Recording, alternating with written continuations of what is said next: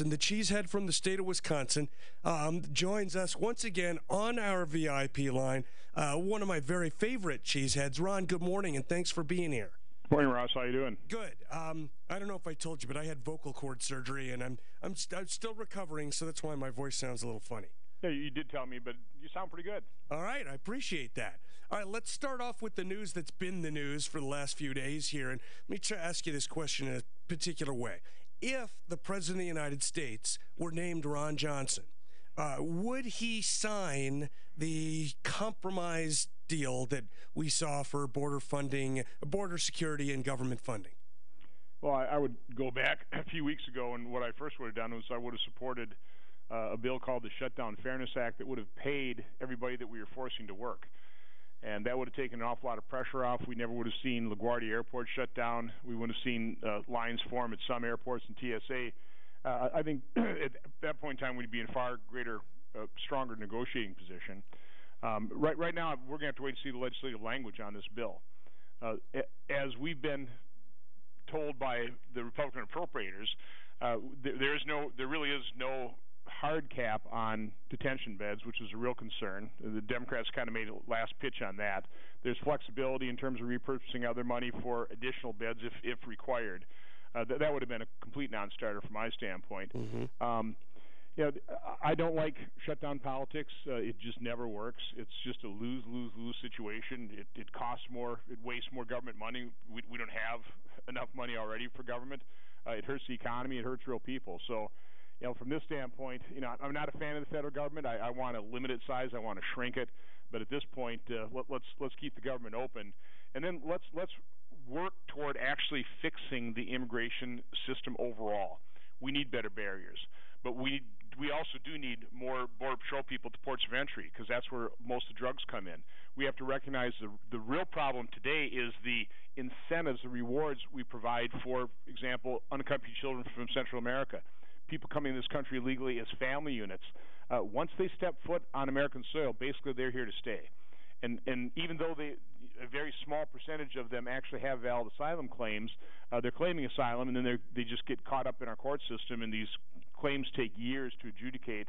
And if we don't, by the way, detain people, which is why detention beds are so important, if we don't detain an illegal immigrant and they get a final order of removal, we only remove about 7% of those that aren't detained. If we detain them, we remove about 77%. And the reason it's not 100% is because a lot of times some of the countries we need to return them to won't accept them. So it's an incredibly complex problem. We need to break it down into bite-sized pieces. But let me give you the overall definition why we have this problem with illegal immigration and even legal immigration. We have far too many people in the country, in the world, that want to come to this country. That's kind of like a big die. You have hundreds of millions of people truly that would like to come to America. We can't accept them all. So we have to put reasonable limits on that, and we have to turn that into a legal system and stop the illegal flow. Okay, so that all makes perfect sense to me. I want to focus. You anticipated a question already, because as you seem to do a lot when we're talking. So we have all this talk that, frankly, to me, is getting really tiresome about exactly how many miles of wall we need, and one group way on one end saying it's the worst crisis ever, and the other group way on the other end saying there isn't a problem at all. And it is, and to me, what you touched on is the key: the incentives that are bringing people here. Now, there are some people who the situation that they're in wherever they are is so bad that they want to come to the United States just to get away from the terrible conditions they're in, and I get that. I don't blame them for it. There are other people who want to come just to, make their lives kind of better. I don't blame any of these people who don't want to do us harm, but the incentive structure is the thing, including, as you said, the fact that they know that once they're in, as you said, 93% of the cases. Is there any prospect with a Democratic majority in the House of Representatives to change that? In fact, even when Republicans had majorities and everything, nobody really tried to change it. So what are we going to do? Well, I don't blame those individuals. I want to live in America. This is the greatest country on earth. I don't blame anybody who wants to come here, but I also don't blame any country that wants to limit the flow of people coming to the country. Right. And that's the first thing. In terms of, do we have prospects of getting Democrats to agree to this? Well, we don't if all we're talking about is a wall. Here's where the effectiveness of a wall completely breaks down. Let's say we have a wall. Let's say we've completely sealed up the border. Because of our immigration laws, because of the way we treat asylees, they can just present themselves to port of entry, whether they have a valid asylum claim or not. Once we let them in, we start processing them, and again, they get to stay, whether or not they have a valid asylum claim. And those that have, it's somewhere, depending on how you define it, somewhere less than 25% have a valid asylum claim. It's probably actually lower than that when you take a look at the entire total. So, but the problem is 100% of them get in here, basically, and most of them get to stay as long as we can't detain them while we're adjudicating their asylum claim.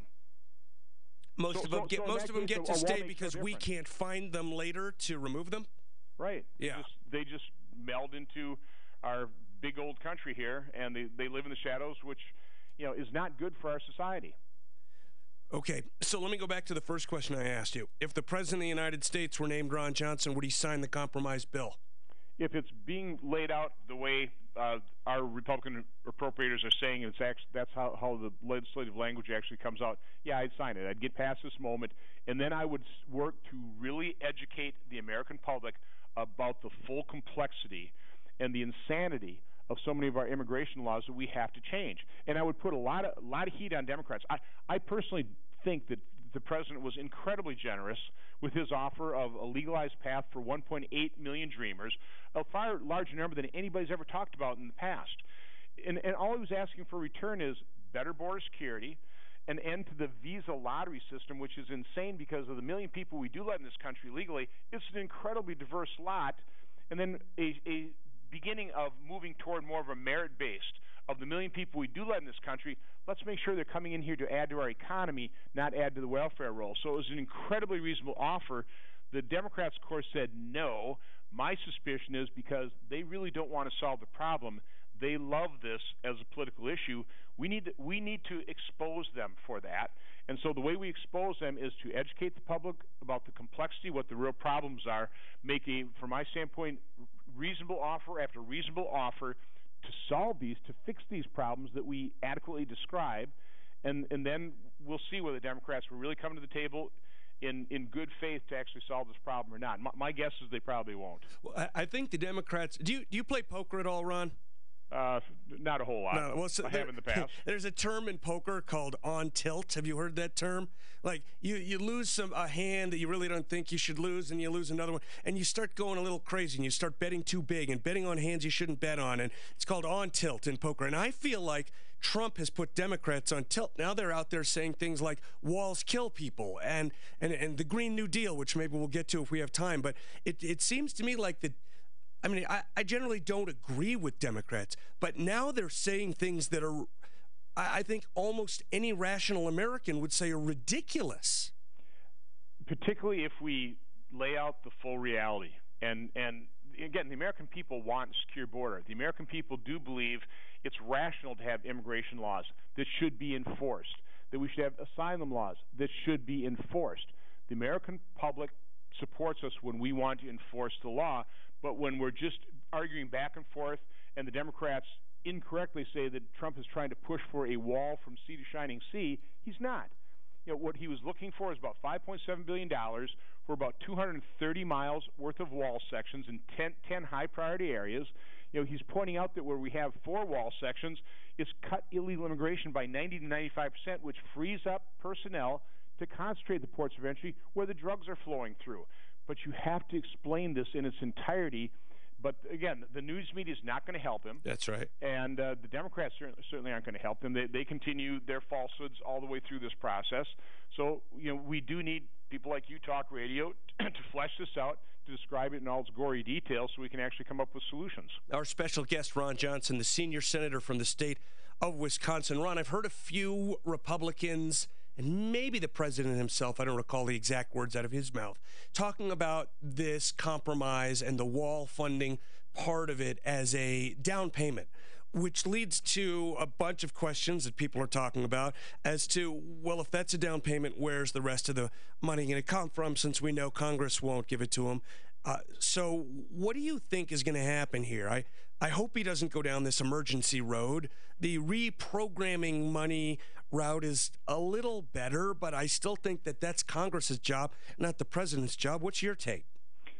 He'll probably repurpose money. I think there have been enough Republicans that are concerned and have talked to him about not declaring national emergency. But, it does take time to spend even $1.375 billion. So it'll take some time to construct this wall. And, again, what I would do is I'd then start focusing on describing the problem and get Democrats engaged in a true negotiation. But first, before we do that, I want to come up with a solution myself, or Republicans. We're going to lay out all the problems. Here are the problems with legal immigration. Here's the problems with border security. Here's the problems we're dealing with drug smuggling.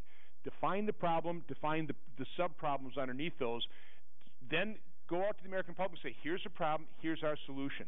Once we have that all laid out, once we have the best solutions that we can think of crafted and presented to the American public, then we go to the Democrats and we start saying, okay, now let's fix this problem. First of all, do you acknowledge this is a problem? Is it a problem that, you have, and by the way, I got to lay this out. In 2014, President Obama declared a humanitarian crisis when unaccompanied children and family units were surging across the border. Remember that? Back then, it was 120,000 unaccompanied children and people coming in across the border as family members. Last year, that number was 145,000. In the first 4 months of this year, we're already back up to 120,000. So a third of the year, we're already where we were at in 2014 when President Obama, without any dispute, called it a humanitarian crisis. By the way, I was down at the border at McAllen, Texas, the processing center there, and Democrats and Republicans alike were hailing Customs and Border Protection for so efficiently and humanitarily handling and processing, providing medical attention and new clothes to these unaccompanied children. Today, it's the exact same processing center. They've improved their process, quite honestly, and now now Democrats call those cages. So the hypocrisy from the left is just jaw-dropping. All right, so we've got about 3 minutes. I want to try to get in two topics, so give me quick answers on each, even though we could spend all day on each. I'm reading that there are the potential of some new sanctions against Russia by both the U.S. and the EU, especially over their actions in Ukraine. I know you follow this more closely than most. Well, listen, I think certainly some sanctions are highly effective. Others aren't. Others are actually counterproductive because Putin uses them to prop himself up and blame the West. From my standpoint, what they are doing right now, particularly with the Kerch Straits, that's a military action. That's military aggression. It needs to be met with a military response. And I'm not talking about a hot military response, but a strong multinational navigation freedom operation. NATO should pre-position maritime assets in the Black Sea. That's a resolution I'm trying to get passed here. We probably will pass it through the Foreign Relations Committee here within the next couple of weeks. But you need to respond military aggression. Okay, and my last question for you, back to, domestic policy. We learned yesterday that the national debt passed $22 trillion for the first time yesterday. It's up more than 10% since Donald Trump became president. I've always thought that this is something Republicans said they cared about. I know you care about it, but what are we going to do? Well, unfortunately, and this is one of the more depressing aspects since I've been here for 8 years, virtually no one, and on a bipartisan basis, is paying attention to this. We're just in this suspended reality like, nothing bad's happened yet. Interest rates are still low, inflation's low. We might get away with this. No, we won't. At some point in time, the debt bomb goes off, and if you think the bursting of the housing bubble was a problem, just wait till the debt bubble bursts. So, we continue to push it. I met with Mitt Romney. He's on my Homeland Security Committee. This is one of his primary issues. So hopefully a group of us that really are concerned about this can highlight this issue and start at least getting the American public to pay attention, because it needs the public pressure to put pressure on politicians, because trust me, no politician is going to try and fix these programs without public pressure and support. And right now, the public mainly wants the benefits, and they're also in just a state of denial. In 10 seconds, how's Romney fitting in so far? Great. He's a great colleague. He's highly knowledgeable. and he can really raise the profile just about any issue that he decides to weigh in on. I hope he weighs in on this. One of my very favorite members of the U.S. Senate. That's an odd statement, but anyway, Ron Johnson, the senior senator from the state of Wisconsin, a guy who I think is so great because he has a private sector background and brings that thought process to what he does in his current day job. Ron, it's always great to talk to you. Thanks so much for being with me again. Have a great day. Take care. Okay, you too. When we come back, the mainstream media is running with a ridiculous scare story about tax refunds. I'll explain next. This report is sponsored by American Financing. Highways are getting busier as you head out this morning. So far, looking good and running trouble-free. I-25, south on I-25, building out of North Glen. No trouble for you downtown at the Tech Center. 6th Avenue, heavier traffic right around the I-25 interchange.